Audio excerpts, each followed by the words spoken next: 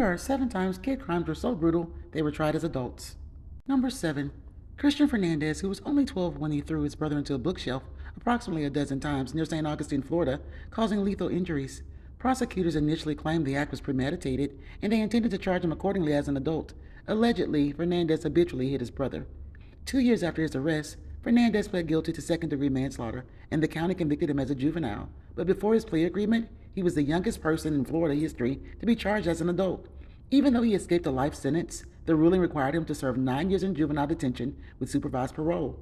Duval County released Fernandez in January 2018. Number 6. Carl Mahan. In 1929, a few months before the stock market crash that started the Great Depression, 6-year-old Carl Mahan had a fight with 8-year-old Cecil Van Hoos over a piece of scrap metal that she wanted to sell to a junk dealer. She hit Mahan in the face with the scrap metal, and he fatally shot her in retaliation.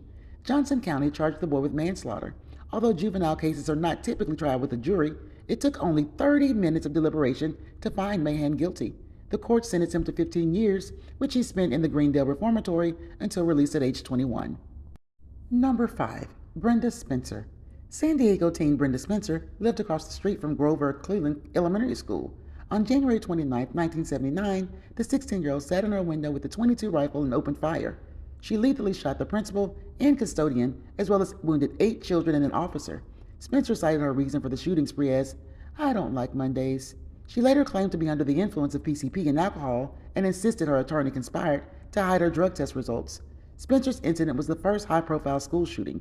California courts tried Spencer as an adult, and she pleaded guilty to 2 counts of murder and assault with a deadly weapon.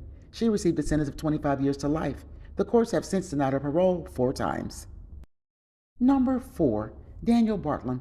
Now, it's unclear whether or not Nottingham's 14-year-old Daniel Bartlam was tried as an adult. However, the courts did decide to lift his anonymity like they would in an adult case. In April 2011, Bartlam fatally hit his mother with a hammer before setting her body on fire.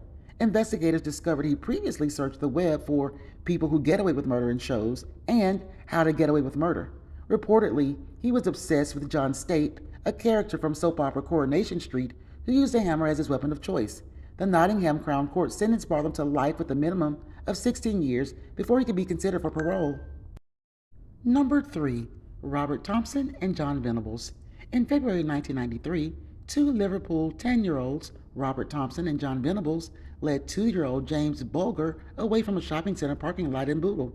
The boys took him to Leeds and Liverpool Canal, where they dropped him on his head, to which he began crying. As many as 38 bystanders didn't even intervene. Only 2 people challenged the 10-year-old boys, who said the toddler was their brother. Venables and Thompson eventually took Bulger to train tracks, where they put blue paint in his eyes, kicked him, stepped on him, and threw rocks at him. They made him eat batteries, and police believe the boys may have also inserted batteries into the 2-year-old's anus. Then the boys dropped a 22-pound railway bar on Bulger's head, which fatally broke his skull in 10 places. Collectively, Bulger sustained 42 injuries. According to the Telegraph, the boys were ordered to be detained at Her Majesty's pleasure, their normal substitute sentence for life imprisonment when the offender is a juvenile. In an unprecedented court order, the pair were given new identities and released in 2001, although Venables has been in and out of jail ever since for distributing indecent images of children. Number 2. Kim Edwards. In April 2016, Kim Edwards and her boyfriend Lucas Markham were just 14 years old when they used a knife to impale Edwards' mother and 13-year-old sister in their Lincolnshire home. The couple then proceeded to watch 4 Twilight movies, eat ice cream and tea cakes, have sex, and take a bath together to wash off the blood. 2 days later, police discovered the bodies. During the hearing, Edwards met with the forensic psychiatrist, Philip Joseph, to assess her mental state.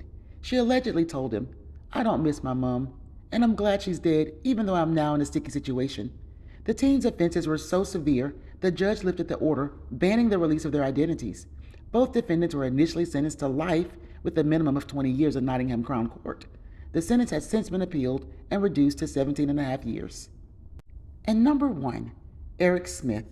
On August 2nd, 1993, a 13-year-old Eric Smith led 4-year-old Derek Robbie into Steuben County woods as Robbie walked to a nearby summer camp. Smith strangled and sodomized the child with a tree limb before fatally dropping 2 large rocks on his head. Smith also arranged his body, removing a shoe and pouring Kool-Aid from Robbie's lunch all over him. The state of New York tried Smith as an adult.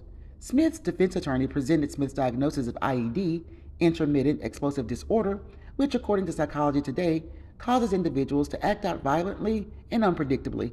Despite this, the court sentenced Eric 9 years to life in prison. As of 2020, he's been denied parole 10 times. So there you have it.